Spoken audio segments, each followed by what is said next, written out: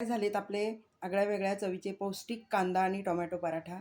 चवीला खूप छान लागतो. नक्की ट्राय करा. आवडल्यास लाईक, कमेंट आणि सबस्क्राईब करा फ्रेंड्स. हॅलो फ्रेंड्स, कसे आहात? आज आपण बनवणार आहोत सकाळचा नाश्ता. सकाळचा नाश्ता बनवणार आहोत मैदा आणि कांद्याचा पराठा. इकडे मी 2 वाटी मैदा घेतलेला आहे, 1 वाटी बेसन पीठ घेतलं आहे, 1 कांदा चिरून घेतलेला आहे, अर्धा टोमॅटो आहे, कोथिंबीर, हळद, धनाजिरा पावडर, तिखट आहे ठेचा आणि चवीपुरतं मीठ आणि आलू लसूण पेस्ट. आपण आता हे सगळं मळून घेऊया. आता मी हे सगळे जिन्नस अगोदर हाताने मिक्स करून घेते, कारण टोमॅटोमध्ये पाणी असतं, कांद्यामध्ये पाणी असतं. तर आपण पाणी किती लागतं याचा अंदाज घेऊया आणि त्याप्रमाणे थोडंसं पाणी घालूया.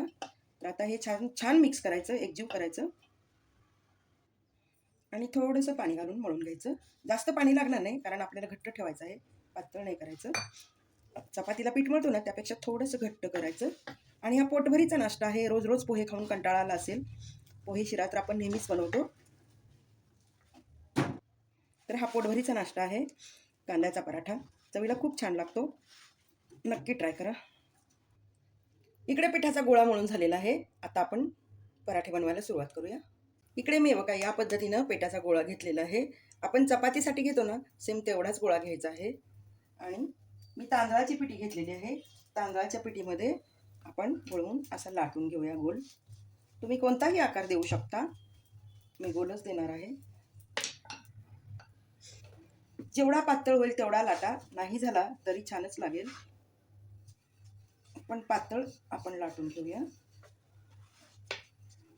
कारण हा कांद्याचा पराठा आहे, त्यामुळे जास्त पातळ लाटला जाणार नाही, पण जेवढा होईल तेवढा आपण ट्राय करूया.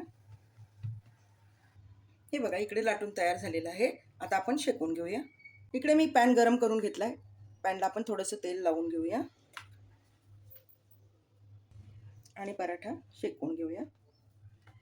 थोडासा पातळ होतो, मैदा आहे ना, त्यामुळं अलगद उचलून छान शेकून घ्या. चवीला खूप आणि पौष्टिक पराठा खूप छान लागतो.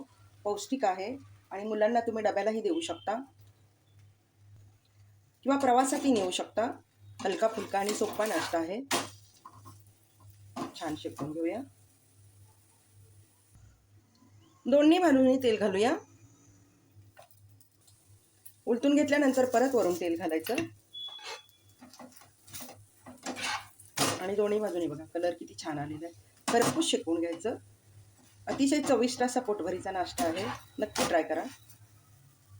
आता काढून घेऊया. हे बघा छान शेकलेलं आहे, दिसायलाही खूप सुंदर दिसतोय. काढून घेऊया.